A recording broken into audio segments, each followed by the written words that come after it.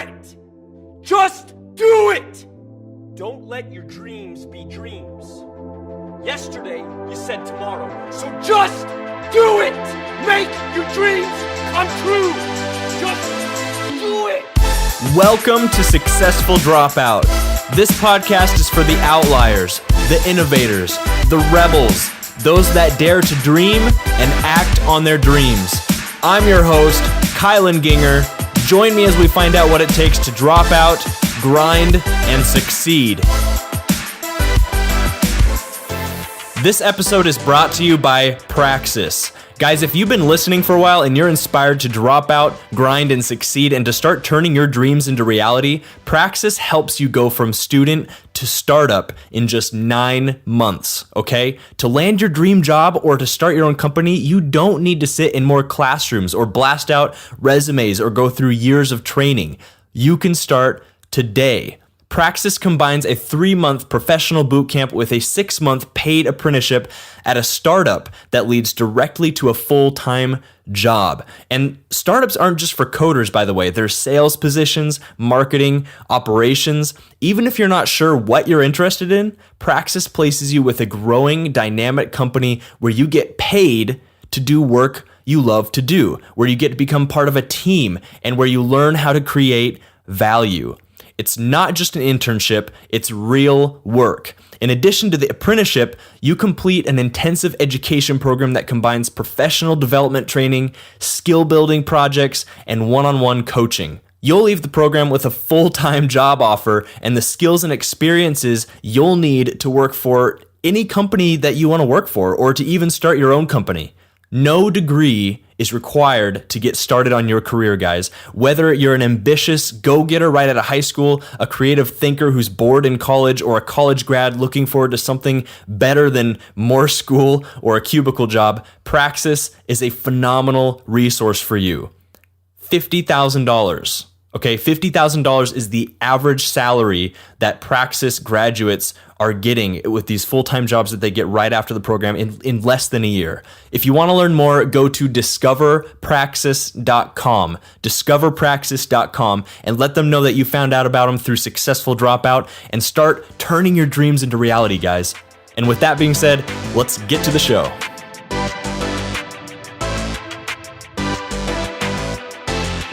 What's up, Successful Dropouts? Get stoked because today on the show we have Omar Zenhom. Omar is the co-founder of the $100 MBA, one of the largest alternative business education platforms online. He's also the host of the iTunes Best of 2014 podcast, The $100 MBA Show. The $100 MBA Show has delivered 700 lessons and counting to over 50,000 daily listeners. Omar is also the co-founder of WebinarNinja, an all-inclusive, easy-to-use webinar platform that allows you to create a webinar in 10 seconds flat. He also loves 80s music and high fives. So Omar, that's the intro I have for you, man, but tell us a little bit more about yourself and what you do. Well, first of all, thank you so much for having me, Kylan. It's nice to be on the show. I love the topic of the show. Just by the title, it implies that you can be successful even if you don't go to college. So I love it. So great work, man. A little bit about myself. Well, when people ask me what do I do, I'm primarily an educator. This is what I do. I teach, and I make a business out of it. Basically, I teach and help people grow their business by learning how to teach in order to sell. And my background is education. I was, from as old as 18, I started teaching as an intern. And I graduated college, so I can. My bachelor's is actually in English, teaching English as a second language, and I got my master's in education. And I taught for 13 years as a high school university teacher. My last 5 years, I was in management. I was a teacher trainer and I had a department. So I had to evaluate teachers on how well they teach and all that stuff. Along the journey, when I was teaching in education in that world, I decided to dabble into entrepreneurship, and I didn't even call it entrepreneurship at the time. I was just trying to see if you can make a buck on this internet thing. I started back in 2000, late 2000, 2001. And, there was not a lot of tools. PayPal was still not, out in the public.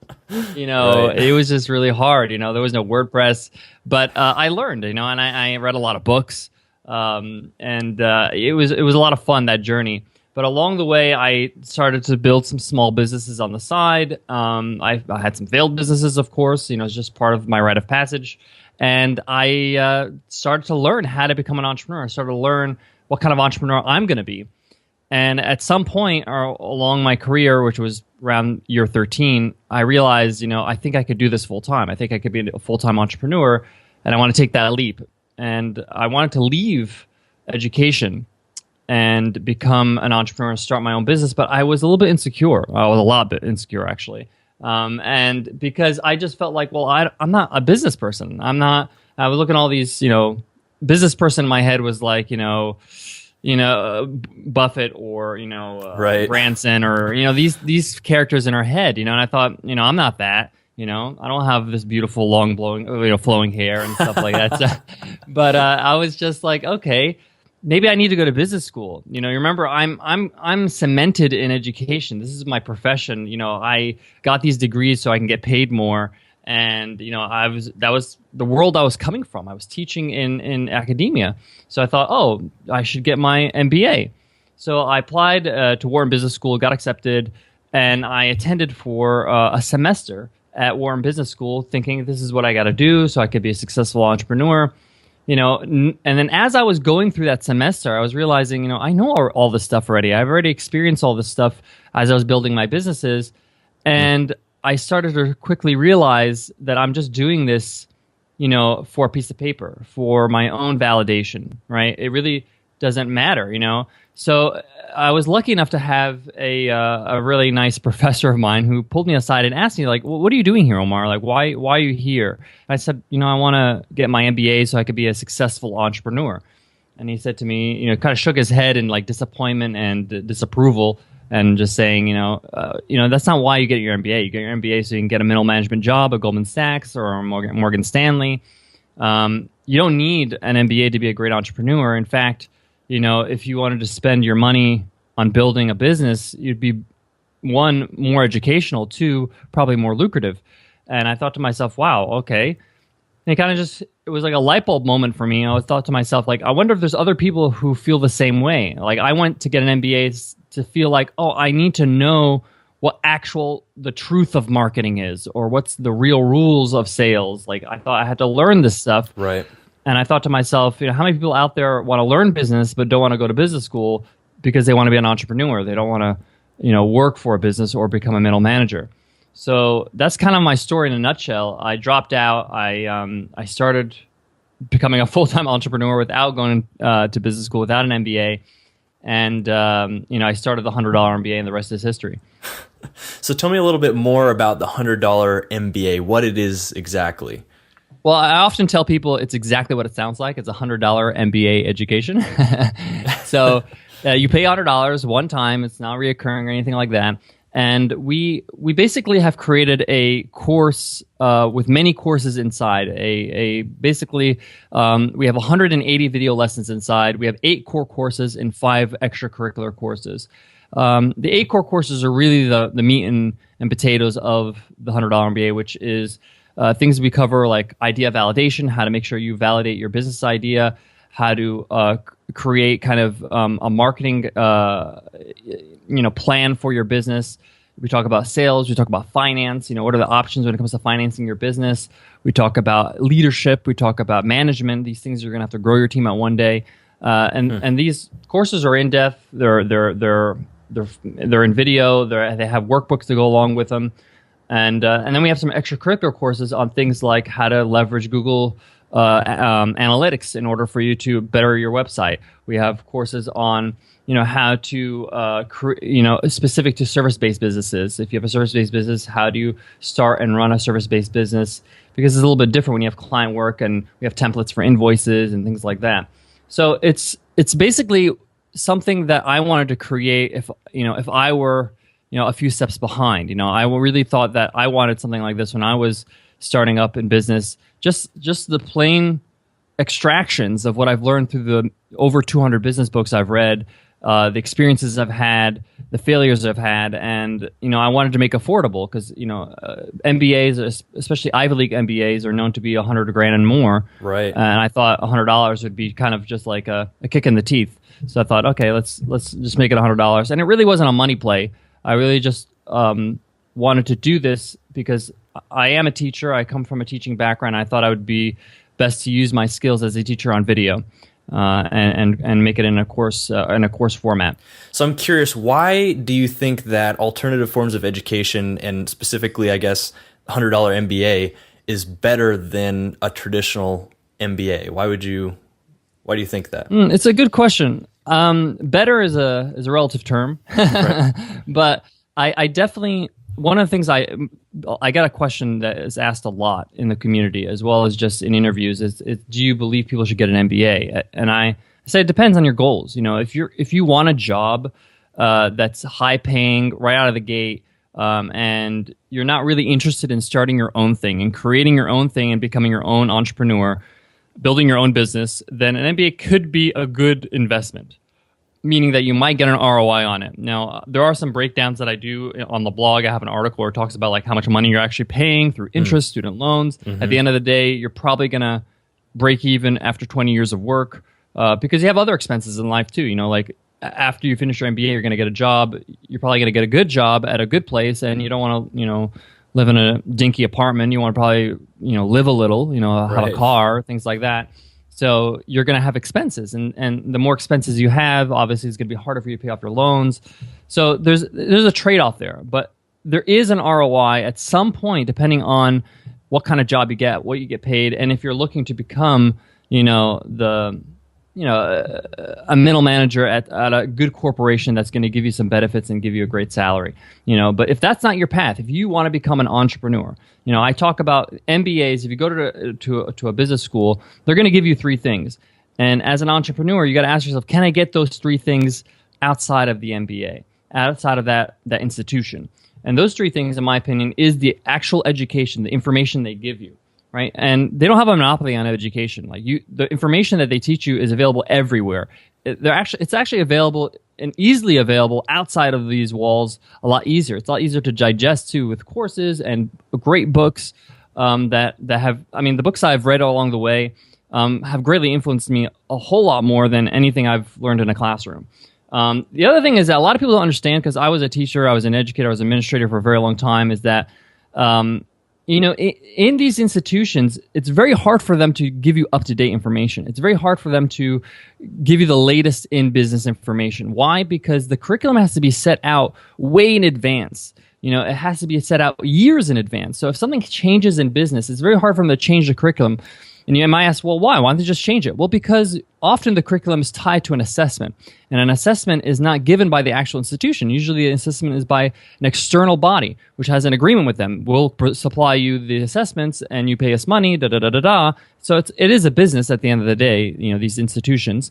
So they can't change the assessment, therefore they can't change the curriculum, therefore you're going to have the same information for the next 5 years, because probably that's what the contract says. Wow. So it's not that straightforward, and there's a lot of people that are speaking out about it. I guess one of my favorite authors is Seth Godin, and he talks a lot about how business schools have a monopoly on business education from the 90s. It's really outdated. So I mean, I'm not saying it's all bad, because there are fundamental things you're going to learn that transcend time. But at the same time, you have to understand that you can get that information outside of MBA. So that's one thing you can get an MBA that you can get on your own. You don't need to actually go to the school. You don't need to actually pay $150,000, right? What's the other thing that you get from an MBA? Well, one, you're going to get connections. You're going to learn and get to know people, right? A lot of people they go to Harvard Business, or they go to Wharton because they feel like, okay, the people I'm going to meet there, they're going to help me out. And there is truth in that. You don't work in a bubble in business. You work with other people. So I definitely believe in that, and I think that's true. But you can get that outside of business school. You can invest and go to 5 conferences a year. You can go to 10 conferences a year. And meet people and get to know people and become a speaker and meet other speakers. And you have actual genuine relationships with these people. These people can become your friends and become your partners in business in some ways, or they can support your work in some way. So you could definitely do that outside of business school. You don't need to actually go to business school for that. And then The other thing that the MBA education gives you is a piece of paper. They give you a piece of paper that says, hey, we say, this is like a permission slip that says, we validate that this person knows business. So if you go to, if this person goes to an interview or asks for a job, we say that he or she knows business, right? Right. So you're not going after a job. You don't need a permission slip. What are you going to give that? You're going to give that piece of paper to yourself? Like, what are you going to do with that paper? Like, hang it up on the wall, and then you're going to have to start a business. You're going to have to, at the end of the day, the market is going to dictate if you're successful or not. If you produce something that people actually want and value, you'll be successful. If not, you're going to fail, just like anybody else in the market. So that's kind of how I boil it down. Like, that's the difference between, and if I could supply the other things that you can get outside of MBA, then I think that we have a good shot of making people successful or even more successful than if they invested $150,000 in an MBA education. And what I love about you, Omar, is that you spent a lot of time in the education industry, you know, teaching yourself. And so I love that you're familiar with everything that goes on, all the ins and outs, and, you know, the benefits, as well as the, you know, the pros and cons of it. You know, as well as you are a business owner. So that's really why I loved, you know, getting to have you here on the show, is just because you can provide that kind of overall perspective for, you know, seeing both sides of the situation here. I'm curious, do you have any success stories, people that have gone through the $100 MBA and you know, achieved kind of their goals, their vision, anything like that that you could share? Yeah, definitely. I mean, we have one of our earlier members. She has a great site called In the Know with Joe. She helps people with just getting organized with their business, with copywriting. She got started with us, and she was able to kind of learn what she needs to do so she can run a service-based business and be able to invoice people. It's been a great success for her. And not only, I mean, we have not only people that take the course, but there's a lot of people that have been successful just listening to our podcast. You know, if people just go through the reviews, there's lots of people say, I've learned so much from this podcast, more than I've learned in my MBA. And I have an MBA from back in, you know, 1957 or something. And I have, you know, and I've built my business, and it really has helped me. I've also had, you know, reverse feedback as well, meaning that I've had people take the $100 MBA. They've taken the whole course, and at the end of the course, they said to me, Omar, I really thank you for creating this course and really showing me what it takes to be an entrepreneur, or this is what really an entrepreneur means. This is what it really means to build a business, and what a life of an entrepreneur looks like. And I realized that I don't want to start a business. I just need a new job. You know, I was just upset with my job. I was not happy with my job. I realized that, no, business is not really what I want to do. What I really want to do is, you know, be a creative, and I just want to work as a, you know, maybe this person was a graphic designer. I want to be a graphic designer for a firm that I actually enjoy working for.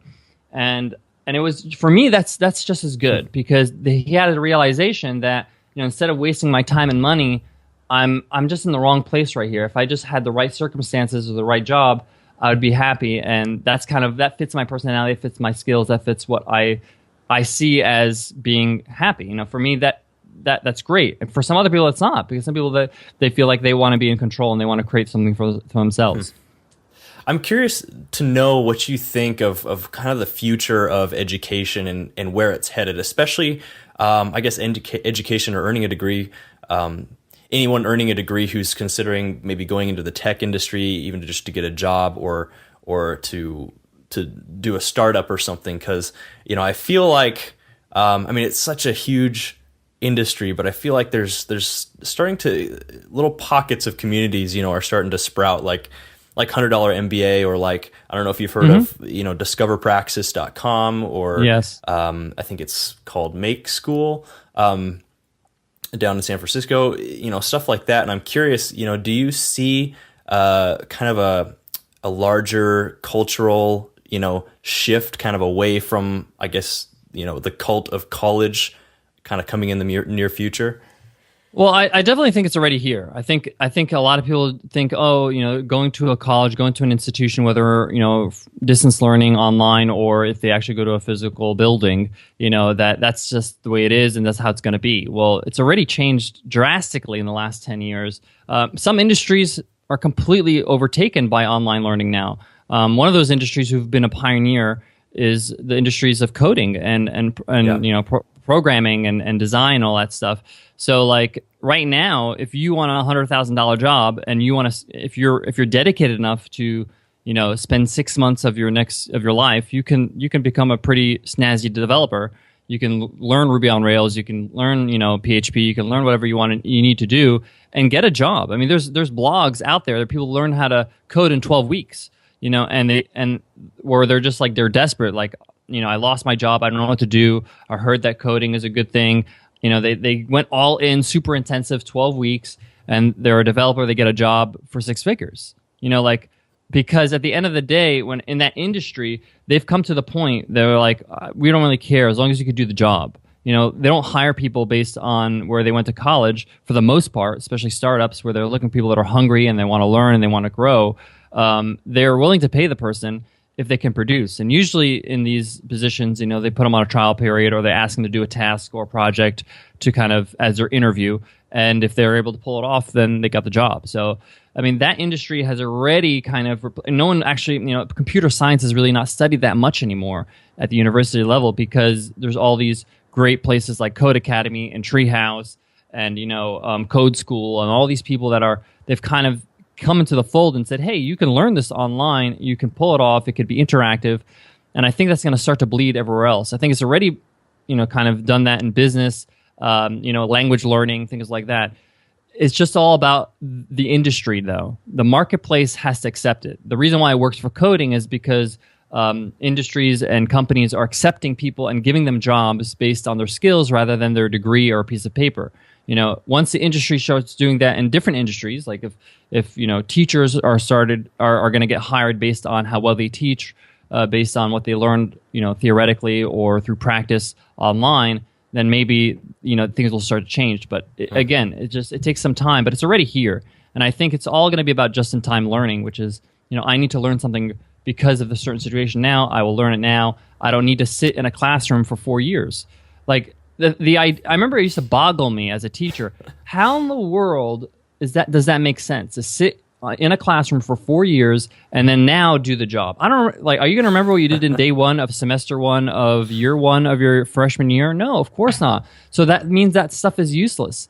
A lot of people, and one of the things I talk about with online teaching and learning, and something I try to teach people that are trying to learn how to teach so they can sell their products, whether on a webinar or through content marketing or on a video, is that learning is not about just information. A lot of us, we just want to cram as much information. I'm going to give so much content in this blog post, right? And it's not really just about information. It's about the combination of information or content and being able to retain it. You have to have retention, right? If I can't remember what you taught me, then it's useless. Right? So it can't be too long. I have to have short chunks. This concept in teaching is called input-output, where I give you information and then you have to output a result. So like I tell you, like if you remember when you were a kid, you were learning long division, right? Mm-hmm. The teacher didn't do the whole problem and say, hey, do the whole problem. The teacher said, okay, first, how many times did 4 go into 10?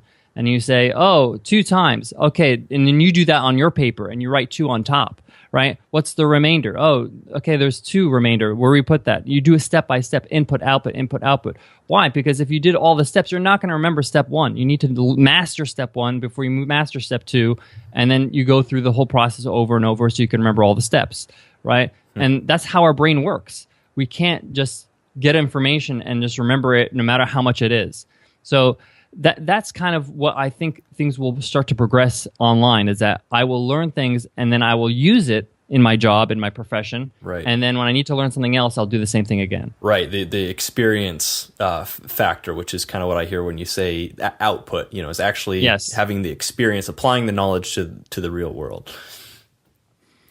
Now, when you decided to drop out of business school, was it a pretty quick decision after? Which, by the way, that professor, well done for him. That's amazing that he could say that. I don't know if maybe he had tenure or something. You did.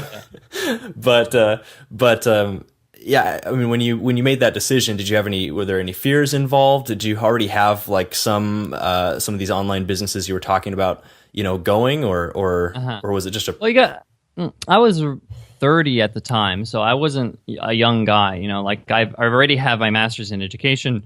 I've gone through the whole education route, so like I kind of understood what I was getting into. So when I realized that I don't have to be there, I was like, wait a minute. So I don't have to be here.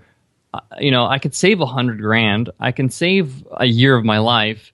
I can, I got excited. I felt like, wow, I can actually just start the business I want to start right now, and use that money that I would have spent on building a business. And I realized that, quickly the penny dropped when I was there, because I realized, when you're a student in a classroom, a lot of people are not motivated. I was there because I was like, I need to learn this stuff. I need to do well.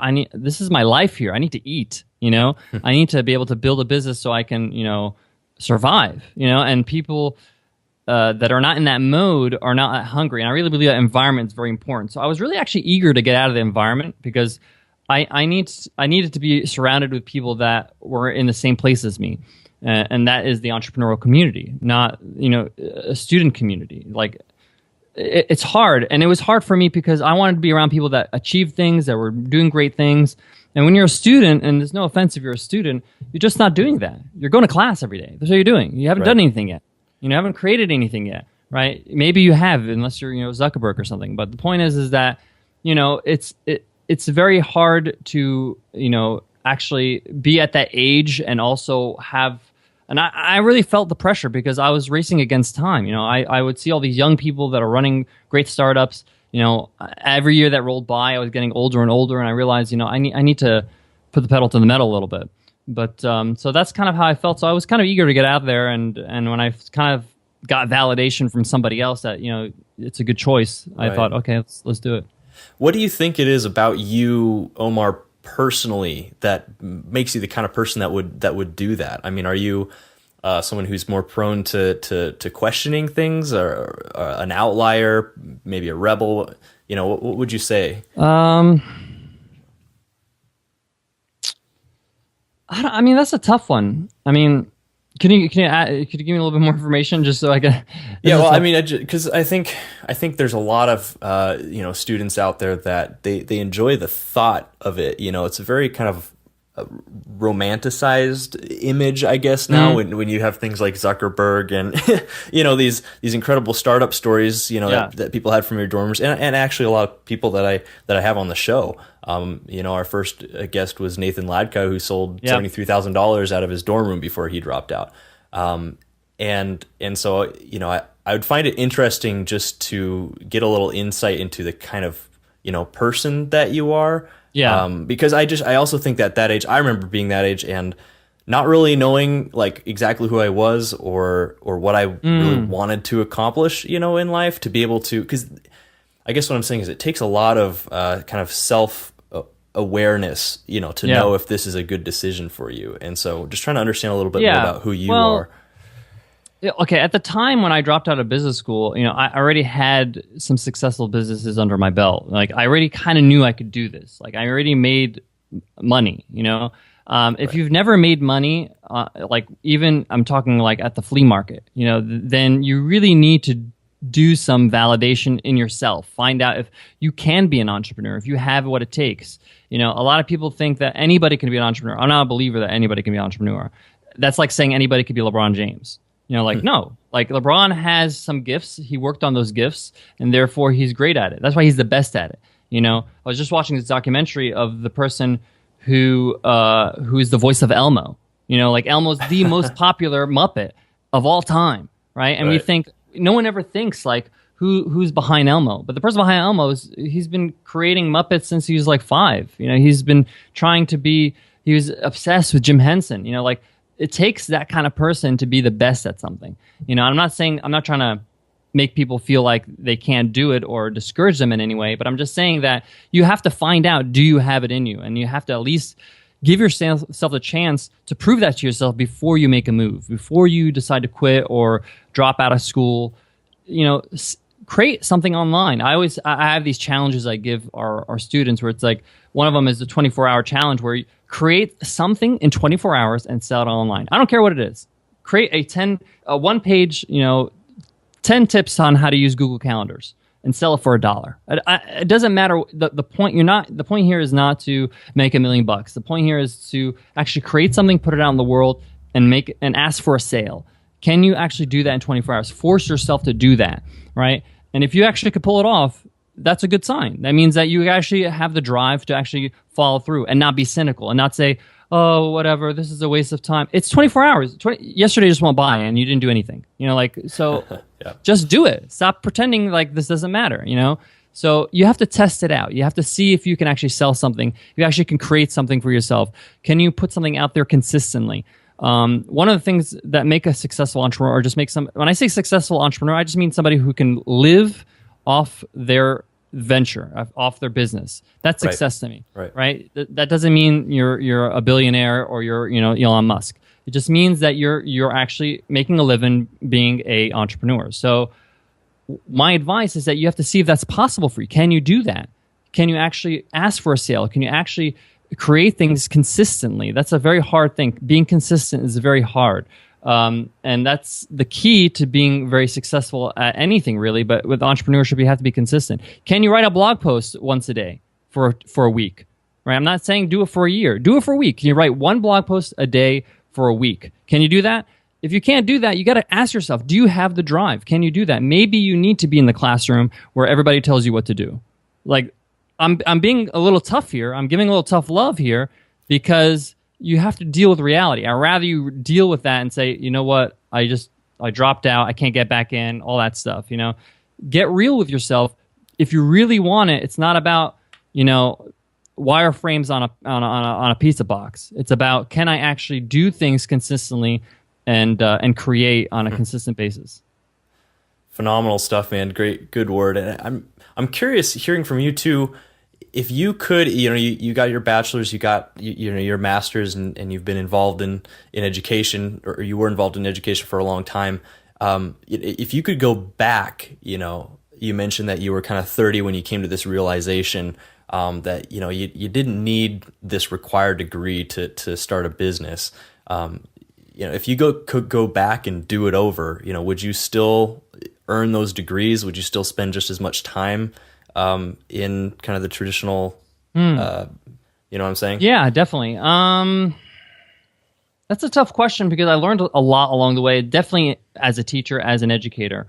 I learned so much in that experience. I always said that as a teacher, you do 5 matinees a day. You're always performing. You're always preparing. You're on your toes all the time. Teaching is a sales exercise. If people don't want to recognize it, but you're selling an idea to somebody. You're selling somebody especially a disinterested teenager who doesn't want to be there. How do you sell them on this is important to them? And one of the things I learned in that process is something I often say is that students, no matter how old they are, if they're 80 or they're 8, they don't care how much you know until you show them how much you care. They don't care about how much you can, your degrees and what you can teach them until you show that you actually are interested in their success, right? And the same thing goes with sales. If you're in a sales situation, if you're doing a webinar, if you're one-on-one trying to convince a client of something, they really have their guard up until they actually feel like you're actually trying to help them and you're actually trying to see them successful in what they're actually doing right now.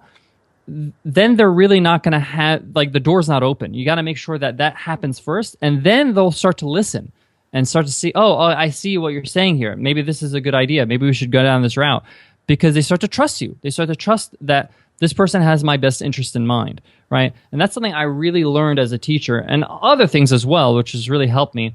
And I probably wouldn't want to give that up. But having said that, I probably would not go to business school, just given what I know, just that you don't really need to. Right. Especially if I was doing everything all over now. There's so many resources now, it's ridiculous. It's so easy for you to learn. I mean, some of the books that I'm reading that have come out recently that have really just blown my mind in terms of it's just on a silver platter for you in terms of the mindset you need to be an entrepreneur, the steps you need to take, the work ethic you need to have. And I think that if you really want something, you'll find a way to get it. If you really want to, think about it when you're in love, when you're in love with somebody, with a guy, with a girl, right? You'll find a way. You'll find a way to get her number. You'll find a way to Right. ask her out. You'll find a way to, ask him, if they want to have lunch, you'll do it. You'll figure it out, right? Because you have that drive. So you got to fall in love with what you want to do. You got to fall in love with that business you want to build. You'll find a way to make it happen. Absolutely. So moving a little bit more into your entrepreneurial journey here, those first like several months after you dropped out, I'm curious to hear what you did, because, in yours was a little bit different of a situation, but for those listening, if they have kind of made that step to drop out, those first several months are a really crucial time, because now you got to make it happen. You've burnt your ships, so to speak, and you're in the real world. So, the start, towards $100 MBA and stuff, what were kind of those first steps you took? First step I took was I lowered my expenses drastically. I looked at everything I was spending my money on. I sold my car. I moved to a small apartment. I made sure, I made some drastic moves, because it's like, well, I can save half the money I'm spending. I stop eating out. I just try to save as much money as possible. I dropped my expenses as much as possible and said, okay, this will extend my runway, my savings a little bit more, given the fact that I'm not spending as much. And I just went into monk mode. I just said, okay, this is the end goal. I said, I want to create this community called the $100 MBA. Nicole, my business partner, we sat down together and we talked about what it looks like. We said, what's the minimal viable option for this? What does it look like in its bare bones? We know what it looks like. When I say to people, you want to start a business, the first thing that comes to mind is like Walmart or something. Like, business, wow. Like, no. Right. First start with a little canteen, right? Then you can graduate into a corner shop, right? So I just said bare minimum. We need X amount of courses, X amount of videos that cover these basics. Okay. We'll throw in the community later on, maybe all these things. But right now, the information is important, and being able to ask questions is important. So there's interactivity. So we just had a bare bones model, and then we had, a few weeks after we launched, this is what it's going to look like, different phases, right? But we just focused on what the minimal viable product looks like, and we set a launch date. We said, okay, October 31st. I'm sorry, it was December 3rd. December 3rd, we will launch this, and we put up a landing page. We made it public. December 3rd. Pedal to the metal now. Like, my ass is on the grill now. I got to make it happen, right? Right. And I'm lucky enough that Nicole, my partner and now wife, she's a New York Film Academy graduate, so she was able to film and edit all our videos professionally. It was amazing. So we just scripted and edited and video, and we did all these different lessons. And I for the actual course, day after day, we were doing like 10 shoots a day.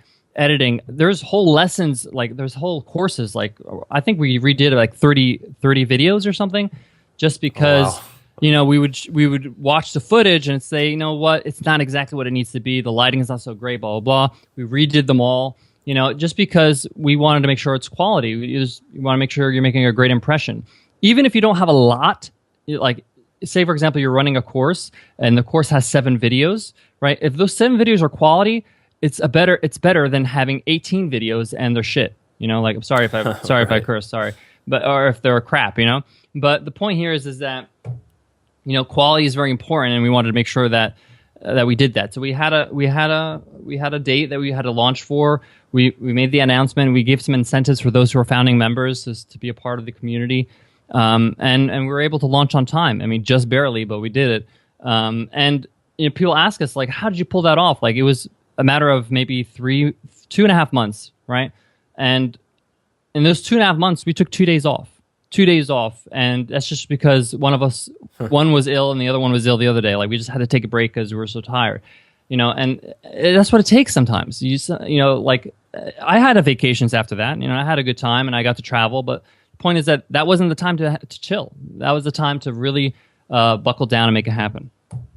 So did you launch both kind of the online community and the podcast at the same time to build that community? Well, the podcast actually came 6 months later. So the podcast came in August of 2014. So that was a fun project, really fun, because we were coming off a failed podcast. We had a podcast before that bombed completely. It was horrible. And it was failed by my terms. I decide what a failure is, right? But for me, it was a failure because it wasn't reaching the amount of people I wanted it to reach. And the goal of the podcast was to grow our audience. And it was an interview podcast. I'm not great at interviewing. I'm not an interviewer, right? What have I been doing all my life? I've been teaching. So I thought to myself, I should be teaching on this podcast. And it's kind of what came the idea of the $100 MBA show, which is daily 10-minute lessons every single day. So we have 10-minute business lessons for people to consume every day. 10 minutes, anybody can afford 10 minutes. They're walking their dog, they're doing their dishes, they're folding their laundry. You can squeeze in 10 minutes. And then I also got real. Like I looked at the best of iTunes. I looked at the top of the charts in iTunes and I said, okay, who's there? Okay, we got Tim Ferriss. Okay, he's got like the best-selling book of all time. Okay, he's got a huge audience. We got Pat Flynn and Art of Charm, Jordan Harbinger. They've been doing it since 2006 and 2008. I don't have a time machine. I can't do anything about that. I got real about the situation. How am I going to compete with these guys? I said, I have to do something that is my strength. And my strength is teaching. So I'm going to, rather than interview or rather than do a discussion podcast, I'm going to give lessons just like you were learning a language, except this language is English, right? I mean, not English, but it's business. So I'm going to teach on this podcast, and that kind of was the differentiator for me to really go all in and really be able to use my skills and use my strength to have some sort of competitive advantage. You know, like there's no way I'm going to compete if I'm going to be not using my strengths. How fast did that community grow from that launch date in did you mention December? Yeah. It was actually it was about, I think it was around 300 members when we launched, and then it slowed down significantly after the new year. It was pretty slow, and we started doing some marketing. We started doing a lot more guest posting. I do a lot of guest posting. I really believe in that medium, and it started to pick up a little bit more, a couple more hundred every month, and then that's kind of what prompted the podcast. And after we launched a podcast, that really helped drive a lot more interest to the $100 MBA because of the success of the podcast. How do you generate revenue right now between all your different business? Or I guess before I ask that, how did this transition into WebinarNinja? Well, it was kind of a natural transition because I was doing webinars for the community of the $100 MBA, and I really just wasn't happy with the platforms I was using. I was really frustrated. It was too clunky. There's a million different steps. Nothing kind of works together. Not one software does everything. So I decided just to create something for myself, to use for myself. And it was not intended to be for sale. I want something that I like to use, and got a developer to help me code it. And I started using it. And my attendees of the webinar were asking me, "What are you using for this webinar?" And I just said, "It's just something I put together." And they're like, "Well, can I buy it?" And I said, "Oh, yeah, just give me a minute. I'll put up a sales page." So we decided to kind of clean it up and make it available for commercial use. So we opened it up for only 100 members, and we sold out in 24 hours. So then we said, okay, let's learn from these members, see what they like. We opened it up again for 150. We sold out again in one day. So then we decided, okay, this is something maybe we can build, something we can actually look into. And I was really interested in it because of my teaching background again, and I believe that webinars are a really good way to be able to teach a workshop and earn trust and rapport with your audience in order for you to ask for their business. And that kind of just developed, and we just started to get better and better at that. And I mean, to follow up at your other question, now WebinarNinja has probably taken, in terms of revenue, has taken over in terms of the bulk of the revenue that we make, just because the way the software has grown in the past 2 years, we've exceeded 10,000 users, which has been incredible and been an incredible challenge for us, because when you have that kind of growth, you have to do some massive hiring and quality hiring. You need to make sure you get the right customer service reps and the right developers and the right project managers and things like that. So it's been a fun journey. I've learned a lot along the way. It's been the biggest challenge in terms of business for me, software. But I really enjoy it. And at the same time, the $100 MBA supports my creativity and supports my outlet to help people get started in business. And often people that take the $100 MBA, learn from the podcast. Once they start rolling with their business, they want to take it to the next level and do webinars, and we're a good fit. So as an entrepreneur, you obviously know there's a lot of ups and downs, this roller coaster of entrepreneurship. And so I'd love for you to tell us a quick story about what you would consider to be your worst entrepreneurial moment. Wow, that's a tough one, because I think there's ups and downs every day. I mean, there's not a week that doesn't go by where I'm not challenged, where I'm not asked. I ask myself, hey, how should I handle this? What is going on? What's the best course of action? whether it's Right. a difficulty with somebody who's working for us, or if it's something external, or it's a customer that is asking for something that we can't fulfill. But a moment, I think probably, I think we hit a tough spot. We launched the $100 MBA. It was successful for the launch. You have to remember, it's $100. It's not a SaaS product. There's no continuing payment. So you have to continue to sell, and that's just the model we chose, and that's what we rolled with. But it was great. It was a high, and then towards March of the next year, things started to slow down. I made it at the time I was before the $100 MBA. I was doing some client work where I was helping people with building their websites or their branding or their marketing, and I basically said no to all that so I can build the $100 MBA. I had to make a sacrifice, and it got tough. Financially, it got tough because money wasn't coming in, and we were like, okay, we need to get more sales. You need to market. We started a podcast that failed, not the $100 MBA show, the one before it. And we just started to feel like, okay, we need an answer here. We got to be able to make money. We need to be able to make the $100 MBA a success. We know that the model works, but we just need to get out there. We're just being ignored right now. And it was funny because Nicole and I, we needed money. So Nicole had a gig that she used to do every year for a conference. She used to film a conference for a software company.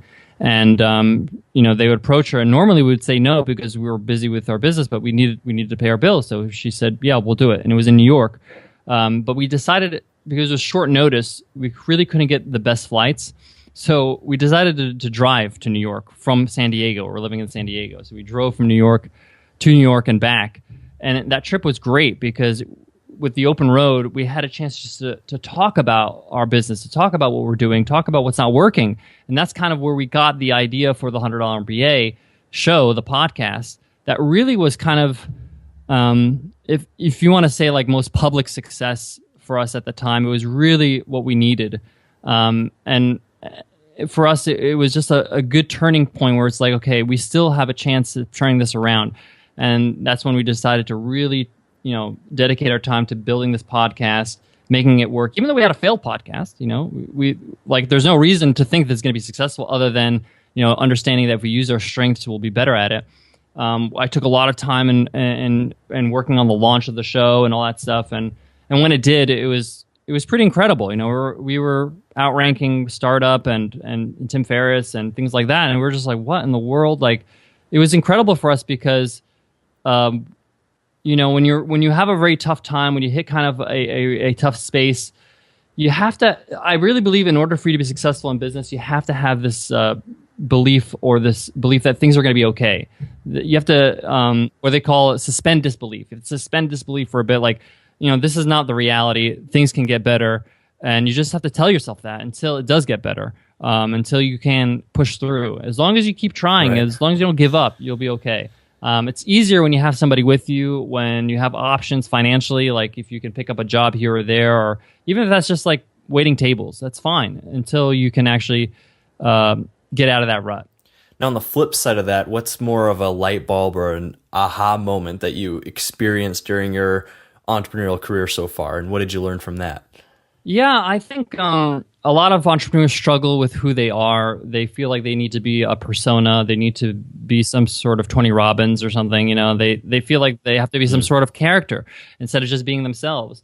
And yeah. I started to realize I need to embrace who I am. I'm not the typical face of an entrepreneur. Like when people think of a business person, they think of an old white guy. Like that's just the bottom line. Like I'm being honest. They don't think of an Egyptian American who's 6'4". Right. I'm different, and I had to embrace the fact that I look and I am different. I come from a different background that I'm happy about. Like this is who I am. And I started to share that with my audience. I started to, embrace the fact that I have different quirks and different. I play basketball, and I share a little bit of who I am. And it was interesting that really started to resonate with my audience. And even with the $100 MBA show, the format and the way I present, the way I teach, it's different. No one ever does things like that, because that's just my own style. The way I give advice at the end, and I give personal anecdotes or stories from my own experiences, and it really resonated with my audience. And I realized, okay, I need to start being who I am and start doing more of that. And it really helped me a lot. One of the most popular blog posts on our website has nothing to do with business. I think it's like the third most popular blog post on our site, and it's the site. The blog post is I think it's titled like 14 things you don't know about me but should, and it's all about my personal life. It talks about like things that you wouldn't know, things about, like I'm a huge Michael Jackson fan, and I have a video when I was 4 years old dancing to Michael Jackson on my 4th birthday. So like things, and it's just interesting. I'll talk about like I don't drink alcohol, and it's interesting. I go to meetups and people like always are drinking, and it's a social thing, it's normal, right? But it's just not what I do, and it's just a little bit different, and it's not good or bad. But when people read that, they say, "Oh, yeah, me too. I don't drink either. It just makes me feel sick." And they don't feel as weird. They don't feel as different, and because you're sharing something different. And even if they do drink, but they say, "I don't do something else," they kind of resonate with that. Yeah, I think you're absolutely right. It's so easy. What we were saying earlier about just the how much information is available nowadays. You can just really be. Personally, I'm following so many different podcasts and different entrepreneurs and stuff like that. It's really easy to try to even subconsciously emulate them. And so that, I think that's a great point, just to kind of be authentic, be who you are. And I think we see that more now with the popularity of things like Snapchat or, live videos. People crave that authenticity, kind of the raw, unedited content. Right. If you could time travel back to day one of your entrepreneurial journey and have 10 minutes with your former self to communicate any lessons you've acquired with the intention of saving yourself mistakes or heartache, what would you tell yourself?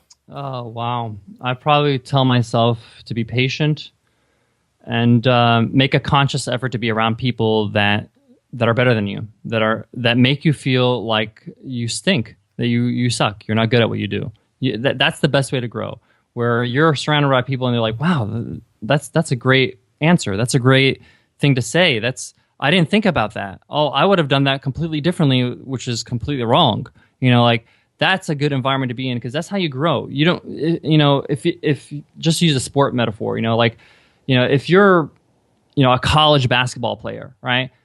It's not going to help you if you went and played with a bunch of 8-year-olds. Right, it's not going to help you. You're going to school them, right? You're not going to get better. In fact, you're probably going to get worse. You're going to get sloppy, right? You're not going to be aggressive because they're kids, right? But if you played with an NBA team, say for example, you played with a bunch of NBA players, you're gonna get whooped, and because of that, you're being stretched and you're being pushed to the limit where you are kind of not looking your best. But now you're actually growing. It's just like going to the weight room. You got to put on the weights. You got to lift heavy weights in order for you to build muscle. So that would probably be my advice. I think is you have to be very selective about who you spend your time with. A lot of us, we don't realize how important that is, and we hang out with just the friends we always hang out with because they're our friends. And sometimes you're going to have to make sacrifices and spend a little bit less time with those people and find new people that inspire you. I think that one last thing I'd probably tell myself is the value of time. The older I get, to realize how valuable my time is, how valuable time is, period, for everybody. I'm going to misquote it, but there's a quote in the movie Fight Club where Tyler Durden says, every second is a second closer to your death, which is true. Like every breath you take is one less breath that is allotted to you. Whatever. We don't know when we're going to die, but the point here is that you can't buy time, you can't take back time, right? So why are we wasting so much time on social media? Why are we wasting so much time doing things that don't really bring us meaning or don't really have to produce results? So be diligent about your time. I respect when I say, hey, I'd love to spend some time with you or chat with you on Skype or pick your brain, and they say to me, no, I don't have time for that. I'm writing a book or I'm building a course maybe in 6 months. I have a lot of respect for that. And I say, I'll hit you up in 6 months. Thanks. Because I want to be able to do the same, because sometimes you're going to have to say no because you need to allocate time efficiently. Omar, what's a personal habit that you believe contributes to your success? Consistency. I think one of the reasons why I love the show so much is because it's daily. I have to record on a regular basis or it doesn't publish. It forces you to get into that mode of production every single day or every few days a week because we batch. I think consistency is very, very important. When I used to teach or used to train teachers in classroom management, I used to ask the question, are you consistent with your students with classroom discipline? And they would say sometimes. And I would say, you can't be consistent sometimes. That means you're not consistent. Right. You know? So you're either consistent or you're not. So and that's not to say if you fall off the horse, if you are not consistent with production or whatever you do for your business, that you can't go back. You can, but you just have to restart. You have to just restart. Let's get back on the horse, start being consistent again. But I think consistency is key. What's a book, like a business book specifically, that you'd recommend to Successful Dropout Nation, and why? That's a good one, man. I would probably say there's a book that I really enjoy is by Cal Newport called Deep Work, because it talks about how in order to make significant strides, to create great, significant work that has meaning, you're going to have to allocate a certain amount of time to without distraction, without notifications, without email, in order for you to really hone in and create something great. And that could be 3 hours a day, 4 hours a day, straight, no distractions. And if you can't do that, that's a problem. You have to ask yourself, why can't I do that? Why can't I sit for 3 hours and just write and do nothing else, no internet? Like that's a problem. You need to figure out, because that's what produces great work. You know, Bill Gates, he has these weeks where he spends a couple weeks, there are 2 weeks apart, but weeks away, where he just has these thinking weeks. He just thinks and reads for a week, and that's all he does. He doesn't touch anything. He doesn't do any kind of internet, any kind of notifications, any kind of thing, because he needs time to cultivate ideas for the future. So that's how real work gets done, is when you actually focus and do it. You know, I use basketball as a metaphor because I love basketball, but LeBron James, he trained with Hakeem Olajuwon on post moves, right? Because he wanted to be a better post player, right? So when he went to train with him, he spent 2 weeks straight, 6 hours a day, and he slowed it down. He did the moves and he practiced straight, like interruption free, because he has to focus to install that skill in him, to install that work in him. He didn't start posting up Olajuwon and eating Oreos and chatting on Snapchat. He wasn't doing that, right? Like he was actually, training. So I would recommend that book. What advice do you have to any of our listeners who are thinking of dropping out of college to be an entrepreneur, but they haven't quite made that step yet? Just some quick parting words of advice. Let action be your decision. So meaning that don't drop out until you actually can prove to yourself that you can be an entrepreneur. Try to sell something, create something for sale online, or if you're making graphic tees, make 3 graphic tees and sell them to your friends. If your friends are not going to buy them, then strangers are not. You have to you have to prove to yourself that this is a smart idea. If you can prove to yourself, then you're golden. What advice do you have for any of our listeners who've already made that decision and dropped out, and they're currently on their entrepreneurial journey? I know it's a tough spot because you might be in financial stress. It's not easy. So I would try to. First of all, you have to realize that it's not the end of the world. You can make this happen, but you have to kind of square out that financial situation first. You need to kind of have some sort of income, even just a part-time job to pay your basic expenses, lower your expenses as much as possible, cut out everything. You could live without Netflix. You can live without a car. Sometimes if you live in a city with transportation, or you can downgrade your car. You don't have to have the latest car. You don't have to have a lease. You can buy a $3,000 car that's like a 2001 Acura or something. You're fine. You're good to go. Right? It's not the end of the world. You can get the Beamer when you make it. Your car now is not your car forever, right? So I would downgrade your life as much as possible. Try to ease the financial stress as much as possible, and then get organized with your time. Make a schedule for yourself. Say after I have breakfast, 8 o'clock to 4 o'clock, I'm going to be working on these things with these blocks of time, and build something and put it out there. Have a goal, whether that's an online course, or you're creating a podcast, or you're creating, a physical business, a yoga studio. What are the steps to get you to that goal? Break them down into steps, break them down into days, into hours, into even minutes if you have to, so you can be able to get there. And just be consistent. Go at it. Do it. If you need support, get a friend. Be around people that are doing things. Find a co-working space that you can maybe get some energy off. Things like that can really help. Omar, what's the best way for people to connect with you? Oh, that's a good question, because I often say Twitter. My handle is the Omar Zenhom. I try to be as responsive as possible, but I'm moving away more and more from social media recently, just because I'm trying to focus more on that deep work I was talking about. I'm working on some things for the future, and it's requiring time and attention. But that's kind of the best way right now is Twitter. I'll respond there. Awesome.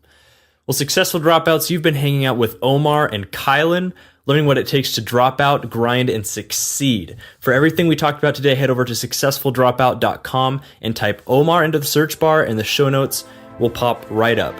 And as always, stay hungry, stay foolish. For more information about how to drop out, grind, and succeed, go to successfuldropout.com. I also love questions. If you have a question about anything we talked about today, I want to hear from you. Go to successfuldropout.com and click the Ask Me a Question link at the top of the page.